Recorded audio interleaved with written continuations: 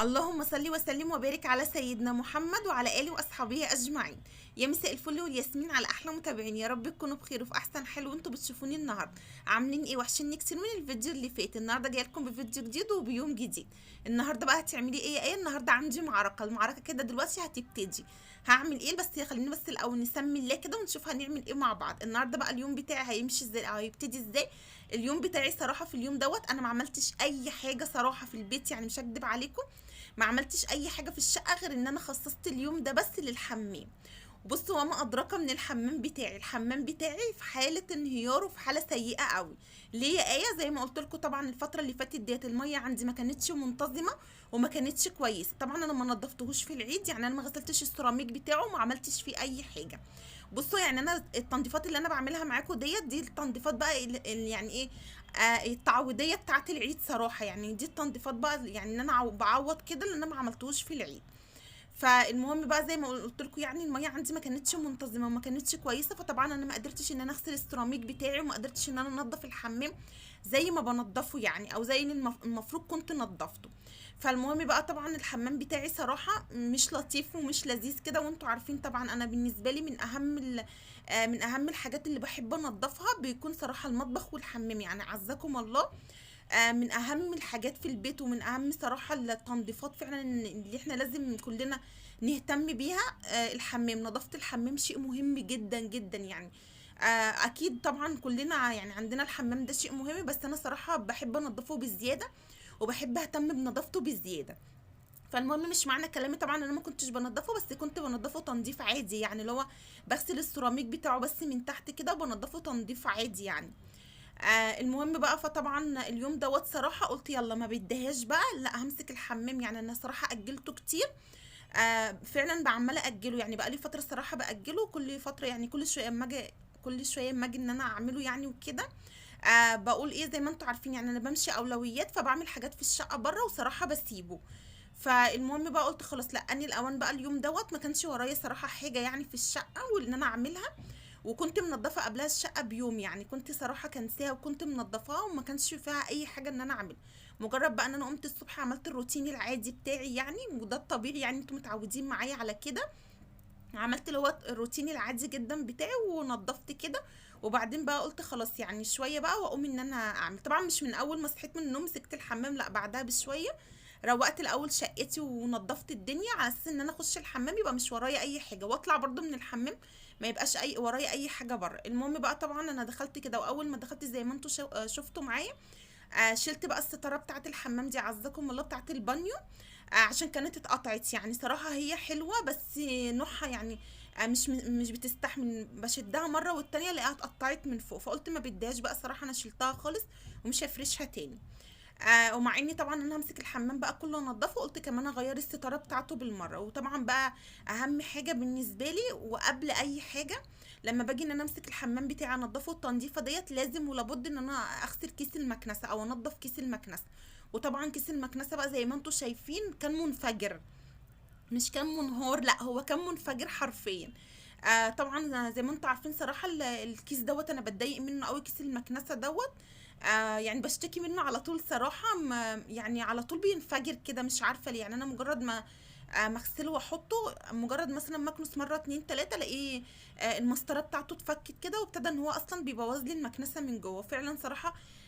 ده اسوأ حاجه في المكنسه يعني. بقالي فتره سايباها صراحه، مش هكدب عليكم، وهو انفجر برضو من ان انا صراحه بقالي شويه برضو سايباها، يعني زي ما انتوا شفتوا. عشان انا انضفها بتبهدل لي الحمام كله، عشان خاطر لازم افضيها، لازم اكون هنضف الحمام بتاعي تنظيفه يعني عميقه صراحه. لانها مش بتيجي على قد ان انا يعني بنضفه كده وخلاص. وطبعا بقى عشان خاطر ما يعمليش تراب. وانتوا عارفين طبعا ان كيس المكنسه بيعمل تراب صعب قوي. فالمهم طبعا انتوا متعودين معايا ان انا بحط عليه نسبه بسيطه قوي من الميه كده عشان يهدي معايا بس الترابه وما يبهدليش الشقه بره. فطبعا بقى فضيته على قد ما قدرت كده، وكانت صراحة مليان كلاكيع يعني. المكنسة صراحة كتر خيرها برضو من اهم صراحة، من اهم يعني ادوات النظافة بالنسبة لاي ست بيت. انا ما بقدرش استغنى عنها ابدا، هي والغسالة. يعني هي والغسالة صراحة صحابي يعني فعلا، يعني لسه كنت بتكلم انا وماما الصبح. ونسيت اقول لكم فعلا في رمضان برضو الغساله بتاعتنا كانت بايظه يعني. يعني والله الحاله كانت سيئه قوي، عشان تعذروني بس عشان تعرفوا انا ما كنتش بنزل فيديوهات، كنت مقفوله قفله وحشه قوي صراحه. معرفش رمضان دوت كنت فعلا مقفوله فيه قفله مش حلوه خالص يعني، مع ان كمان الغساله اكتر حاجه بتعصبني في الحياه لما الغساله بتبوظ. يعني والله العظيم اكتر حاجه فعلا بتتعب نفسيتي وتخليني مش كويسه، هما حاجتين صراحه. الميه والغساله اكتر حاجتين في الدنيا بيزهقوني وبيقفلوا نفسيتي عن كل حاجه صراحه. فطبعا كان الاتنين متوفرين يعني، جم معايا الاتنين في وقت واحد، ان الغسالة باظت والمية كمان. وطبعا انا عندي الغسالة بقت اللي بيبوظها كتير كده قلة المية صراحة يعني. عشان اكون صادقة معاكم صريحة، قلة المية طبعا الغسالة ساعات بتكون شغالة والمية بتكون ضعيفة، فبتفضل بقى ان هي تفضل شغالة على الفاضي صراحة. فطبعا بقى مع ان المية كانت ساعتها في رمضان ما كانتش موجودة، وكان هي مش شبه، لا هي فعلا ما كانتش موجودة، فالغسالة باظت برضو. وكان الموضوع حالتي بقى كانت حالة في رمضان صراحة. فلسه كنت بتكلم انا وماما الصبح بقول لها صراحة ربنا من اكتر الحاجات اللي بالنسبة لي يعني ما بقدرش استغنى عنها في البيت او اي ست بيت، طبعا الغسالة. بحس ان الغسالة دي هي اللي بتنظفنا حقيقي يعني، بحس ان هي جزء كده او فرد من العيلة يعني. انا بعملها ان هي فرد من العيلة صراحة عندنا، باهتم بيها وكأنها طفل كده صراحة، لأنها فعلا بحس ان من غيرها الدنيا بتكون متبهدلة ومتمرمطة، وبحس ان ما بنعرفش نشيل حاجة، ما بنعرفش ننظف، ما بنعرفش نكون على راحتنا يعني. بتخافي ان انت تشيلي ستارة، بتخافي ان انت تشيلي حاجة، بتخافي ان انت صراحة تعملي غسيل لو الغسالة بتكون مش يعني مش متصلحة او بيكون فيها حاجة. فهي فعلا صراحة بحس ان الغسالة دي بتنظفنا. المهم بقى طبعا خلاص يعني، انا زي ما انتوا قلت زي ما قلت لكم يعني. طبعا بقى انا عملت المكنسه ونضفتها، غسلت كيس المكنسه اول حاجه يعني، حبيت ان انا ابتدي بيها. فالمهم بقى نضفته كده كويس قوي زي ما انتوا شايفين، كان نازل منه طينه طينه يعني، كاني صراحه بكنس بالمكنسه دي الشارع، مش بكنس بيها السجاد. المهم بقى طبعا وغسلته كده وخلاص بقى طلعته عشان ينشف. وبعدين مع اني طبعا انا قلت في اليوم دوت صراحه ان انا مش هكنس الشقه، فالكيس ينشف براحته عشان ما يعملش ريحه كمكمه يعني. اهم حاجه ان الكيس لازم ينشف كويس قوي بتاع المكنسه، عشان خاطر لما تيجي تشغليها ما تحسيش بريحه كمكمه والكيس يبقى ريحته مش لطيفه. ودخلت بقى على الحمام هنا، وطبعا زي ما انتوا شايفين بحب طبعا لما اجي انضف الحمام بتاعي، اول حاجه برضو بحب ان انا اعملها اغسل بقى كل حاجه في الحمام صراحه. طبعا بقى اهم حاجه معايا في اليوم دوت هو الكلور يعني، بطل صراحه اليوم دوت كان معايا طبعا الكلور شيء اساسي في التنظيفه دي. فغسلت بقى الباسكت كده بتاع الغسيل برضه، عشان خاطر لازم من كل فتره والتانيه لازم اغسله كده واغسله تنظيفه كويسه. بنضفه تنظيفه حلوه يعني، عشان برضه بنحط فيه الغسيل. الغسيل برضه يكون ساعات بيكون مبلول، ساعات مثلا بيكون ريحته مش لطيفه. طبيعي الغسيل يعني اللي مش نضيف بيبقى ريحته مش لطيفه وكده. فلازم انضف الباسكت بتاعي اول باول عشان خاطر برضو يبقى ريحته حلوه وكده. وبرضو لو في اي بكتيريا بقى في اي حاجه يعني لازم انضفه، وبحب ان انا انضفه بالكلور قوي. المهم بقى نضفته كده وغسلت كل حاجه في الحمام، وغسلت الصبانات، وغسلت يعني كل حاجه. المهم بقى طبعا خلاص انا يعني شطفت بقى كل دوت وسبته كده ان هو يتصفى. وباجي كمان على الركنه هفضيها، الركنه ديت بنحط فيها يعني الحاجات بتاعتنا وكده، حاجات الشخصيه. فالمهم بقى طبعا قلت بقى ان انا اغسلها يعني. انا بحب الصراحه ان انا امسك الشباك وامسك الحاجات ديت اغسلها، بحب ان انا اعمل حاجه حاجه يعني. مع اني طبعا هنضف الحمام فبنضف كل حاجه فيه، ما بسيبش حاجه صراحه مش بنضفها يعني. وده بصراحه بالنسبه لي بحس ان انا لما بعمل الحمام التنظيفه ديت بحس فعلا ان انا نضفته يعني، بحس ان انا نضفت الحمام، مش ان انا ان انا بخش اغسله بس، بخش اغسل السيراميك وبخش اغسل الحوض والبانيو كده. فدي بالنسبه لي بتكون تنظيفه. لا انا صراحه التنظيفه بالنسبه لي اللي بجد ان انا امسك الحمام بتاعي عزكم الله، اغسل كل حاجه فيه زي ما انتم شايفين كده، وانضف كل حاجه فيه حرفيا. تاني يوم لما بصحى الصبح وادخل الحمام بحس براحه نفسيه مش طبيعيه. عارفين والله العظيم بحس ان الشمس داخله فيه من كتر النظافه، بحس ان كل حاجه فيه نظيفه وريحتها حلوه. بحس فعلا براحه نفسيه. النظافه كده كده راحه نفسيه يعني، خلينا متفقين مع بعض انا وانتم ان النظافه هي الراحه النفسيه. فالمهم بقى طبعا وغسلت الشباك برضو بتاعي كان مليان بقى تراب، وانا صراحه ما غسلتوش يعني. يعني ما غسلتوش يعني، كنت سايباه صراحه، قلت لما اجي بقى ان انا انضف الحمام بالمره هغسله. ما كنت باخش اغسل الحمام صراحه، ما كنتش بغسله يعني، فاجلته برضو، كنت مأجله للاخر كده. وقلت يعني ما اجي اغسل الحمام بالمره، كان مليان بقى تراب وكان متبهدل. فالمهم طبعا غسلته وسبته بقى يتصفى كده براحته عشان خاطر الالمونتان ما يبص معايا وكده. المهم بقى طبعا خلاص زي ما قلت لكم، نزلت الحاجه وغسلت بقى ببتدي ان انا اغسل الركنه. برضه هتقولي طب يا انت هتغسلي السيراميك هيقع يعني صابون عليها وكده، فلا انا بحب ان انا اغسلها، مش مهم يعني، ما كده كده هشطفها تاني. بس عشان خاطر لازم اغسلها بالسبونج، عشان خاطر مكان البخار بتاع الميه، مكان تراب، مكان كده بيعمل تراكمات فيها.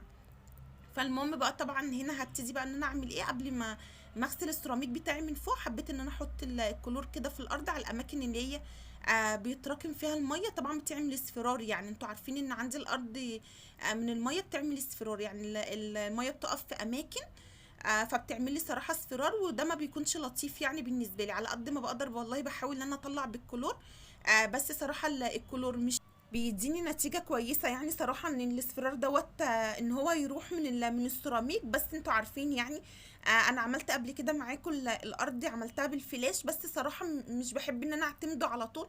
زي ما قلت لكم قبل كده طبعا هو نظف الارض معايا وخلاها لي فله، يعني خلاها لي صراحة يعني فله شمعة منورة. طبعا خلالي الارض ديت بتبرق، وقعدت فترة معايا صراحة نظيفة، وما كانش فيه اي ما كانش فيه في الارض اي اصفرار، وقعدت صراحة شوية معايا.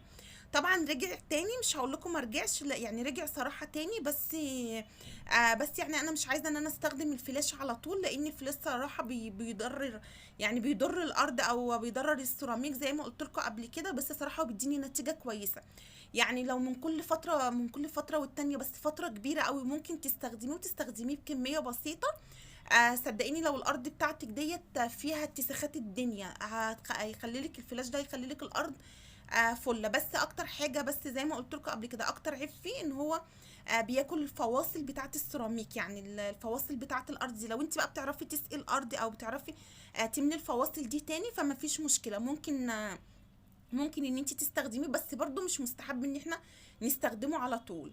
فالمهم بقى طبعا زي ما قلت لكم، عشان خاطر الارض عندي او الفواصل بتاعه السيراميك عندي ما تبص والميه بقى تبتدي ان هي تخش لي تحت السيراميك وكده. فانا صراحه مش بستخدمه على طول، ما حبيتش ان انا استخدمه على طول. المهم بقى طبعا خلاص انا كده قلت اسيب بقى الكلور في الارض شويه عقبال ما ادعك السيراميك بتاعي من فوق. وانتوا عارفين بقى طبعا انا بقيت اعتمد صراحه ان انا ادعك السيراميك بتاعي من فوق، بجيب المقشه. وزي ما انتوا شفتوا طبعا انا بقول لكم كنستها. طبعا غسلتها غسله كويسه قوي في البانيو، وحطيت عليها اريال وغسلتها، عشان خاطر لما اجي ان انا ادعك بها السيراميك ابقى متاكده ان هي نظيفه يعني، وتكون ما فيهاش اي حاجه. فالمهم صراحه يعني بدل ما اجيب السلم واطلع اغسل السيراميك بتاعي بقى حته حته من فوق وارجع ان انا اشطفه وكده، فصراحه بقيت اعتمد الموضوع دوت يعني. عايزه صراحه اشوف لو في فرشه ناعمه بايد، يعني زي بتاعه السجاد اللي انا بغسل بيها السجاد ديت، عايزه اجيبها يعني. لو في فعلا فرشه ناعمه، لو حد يعرف ممكن يقول لي يعني، بس مش عارفه صراحه، انا قلت انزل الصبانه وهشوف. لو في فرشه ناعمه بايد ممكن اجيبها، احسن من ان انا اغسل كمان بالمقشه ادعك بيها السيراميك. صراحه انا بعتمد الموضوع دوت على طول، بيريحني يعني. انا الاول صراحه كنت بجيب السلم، وكنت بطلع ادعك السيراميك حته حته، وكنت ببقى خايفه قوي صراحه، بالذات في الحمام يعني من السلم وكده بخاف صراحه. ما بقاش عارفه ان انا ما بقاش واقفه يعني كويس، ما بقاش مرتاحه في الوقفه. فصراحه المقشه وفرت عليا كتير قوي، وبعدين سهله يعني، بحس ان هي سهله كده وعلى طول يعني بدعك بقى زي ما انتوا شايفين. صراحه بتخلي لي السيراميك زي الفل يعني، مش محتاجه ان انا اقول لكم، انتوا شايفينه قدامكم عامل ازاي. حطيت طبعا شويه اوكسي، وحطيت شويه كلور وشويه ميه بس في البانيو، وابتديت بقى ان انا ادعك زي ما انتوا شايفين. طبعا انا عندي السيراميك بتاعي مش يعني ما فيهوش اتساخات جامده قوي، وطبعا بالذات سيراميك الحمام ما بيبقاش فيه دهون يعني، هو بس مجرد بيبقى مكان البخار، يعني مكان البخار بس بتاع الميه وكده. والصابون مش اكتر من كده يعني. طبعا الصابون بيبقى مجير من تحت، لكن من فوق بيبقى بس مجرد بخار. مش بعتمد قوي يعني ان أنا اجيب بقى السلكه وافضل ادعك، غير بتاع المطبخ يعني. بتاع المطبخ لازم اعمله كده، مش هينفع بقى ان الموضوع مقشه وكده، ان بيبقى فيه زيوت، وبيبقى فيه زيت كده بيبقى على السيراميك، بيبقى ماسك في السيراميك، بيبقى محتاج بقى السلك البلدي بتاعنا ان احنا ندعكه. فطبعا هنا الحمام يعني عشان كده الصراحه بعمله بالمقشه، بتوفر معايا وقت الصراحه، بتوفر معايا مجهود، وبتديني نتيجه كويسه. فطبعا انا غسلت بقى السيراميك بتاعي من فوق كده وشطفته زي ما انتم شايفين كده. خلصتي ايه؟ لا طبعا ما خلصتش، يعني انا زي ما قلت لكم يومي كان طويل قوي وتفاصيلي كانت كتير. ما خرجتش الصراحه من الحمام، بس عملت فيه حاجات كتير قوي، وطبعا بقى ارتحت نفسيا كده. طبعا هتشوفوه معايا في الاخر. الحمام راح في حته تانية صراحه. المهم بقى طبعا كده خلاص يعني كده انا ما خلصتش. طبعا مسكت بقى السيراميك، بقى امسك السيراميك بتاعي من تحت. وده طبعا انا بحب ان انا اغسله بالسلك البلدي بقى. زي ما بقول لكم طبعا بقى تحت بيبقى فيه تجير صابون وكده، وبيبقى فيه تراكمات بقى من تحت. فمش هينفع بقى موضوع المقشه صراحه، يعني مش هعتمده صراحه. فالمهم طبعا مسكت بقى الجزء اللي تحته. طبعا هغسل بقى الحوض وهغسل البانيو برضو بالسلك البلدي. انا بحب طبعا اغسل الحمام بتاعي بالسلك البلدي، انتوا عارفين. جيت ان انا اغسله بالسبونشه، لا ما اقتنعتش، يعني ما اقتنعتش الصراحه موضوع السبونشه. مع ان الليفه يعني او السبونشه دي بيبقى فيها السلك، انا بجيبها دايما للمواعين يكون فيها السلك. يعني ما بحبش السبونشه الناعمه او اللي هي السفنج ديت. لا ما بقتنعش بقى في المواعين برضو صراحه، لازم اجيب اللي هي فيها سلك ديت عشان احس ان هي بتنظف معايا المواعين. فجيت بقى ان انا اغسل صراحه بيها، رحت قلت لا مش هقتنع يعني. وبعدين انا بقى بنظف الحمام تنظيفه يعني عميقه وكده، فالسلك البلدي عشان اقتنع. يعني ابقى خارجه من الحمام وانا مقتنعه ان انا نظفته زي ما انا عايزه. المهم بقى قطعت حته سلكه كده وابتديت بقى ان انا اغسل الخلاطات بتاعتي كويس قوي والسيراميك من تحت. وطبعا كل بقى الجزء اللي تحت دوت انا غسلته. وهنا بقى الارض طبعا ابتديت بقى سبت الكلور زي ما انتوا عارفين، زي ما عقبال ما خلصت من فوق كان الكلور نوعا ما صراحه نضف لي الارض شويه يعني مكان الاصفرار. فصراحه يعني نضف لي نوعا ما يعني. المهم طبعا جبت بقى المقشه بتاعتي كده وابتديت بقى ان انا ادعك الارض بتاعتي كويس قوي. يعني ابتديت بقى ان انا ادعك كل حته في الارض كده صراحه بضمير. هتقولي طب ما غسلتهاش بالفرشه ليه؟ يعني الفرشه صراحه ما بتخشش قوي في الاماكن، يعني اكمنها خشنه وما بتخشش قوي معايا في الاماكن اللي انا عايزه ادخلها فيها. لكن صراحه المقشه ناعمه وبتساعدني يعني. فطبعا بقى انا غسلتها كده الاول، هغسلها بالمقشه زي ما انتم شايفين. وهبتدي كمان ان انا اغسلها تاني يعني بالاسبونشه بقى اغسلها. هدوس بقى على الاماكن اللي فيها يعني الاصفرار وكده، هدوس عليها بالاسبونشه. خلاص بقى انا كده طبعا خلصت يعني ودعكت بقى الحمام كله زي ما انتم شايفين. طبعا خد مجهود مني، مجهود صعب صراحه. بس مش مهم يعني. في الاخر لما بلاقي المنظر اللي انتوا هتشوفوه دلوقتي دوت ببقى مبسوطه قوي وببقى مرتاحه قوي صراحه. فالمهم خلاص بقى انا شطفت الحمام بتاعي كله كده ونضفته اعزكم الله وبقى زي الفل. هنا بقى طبعا جبت الستاره بتاعتي وفرشت بقى ستاره نظيفه كمان، وارجع بقى ابتدي ان انا ارجع كل حاجه في مكانها. ودلوقتي هتشوفوا معايا صراحه في فرق، يعني هتحسوا بالفرق، يعني تحسوا براحه كده.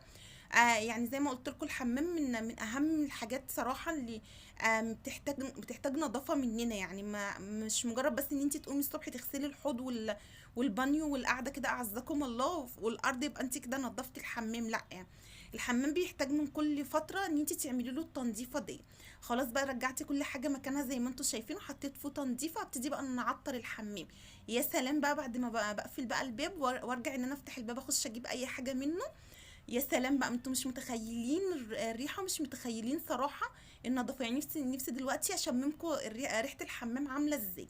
خلاص بقى كده انا بوريكم المنظر، كل حاجه فيه بقت بتلمع وبقت بتبرق فله شمعه منوره. بصوا النهايات دي النهايات السعيده، ودي النظافه بجد اللي يعني صراحه بتريح النفسيه. يعني وانا بتفرج معاكم كده نفسيتي بتبقى مرتاحه صراحه واعصابي بتهدى كده. خلاص انا كده بقى اكون خلصت وما عملتش حاجه تاني واكون خلصت يعني، ويومي كان خلص. ودلوقتي الفيديو بتاعي خلص واقول لكم مع السلامه.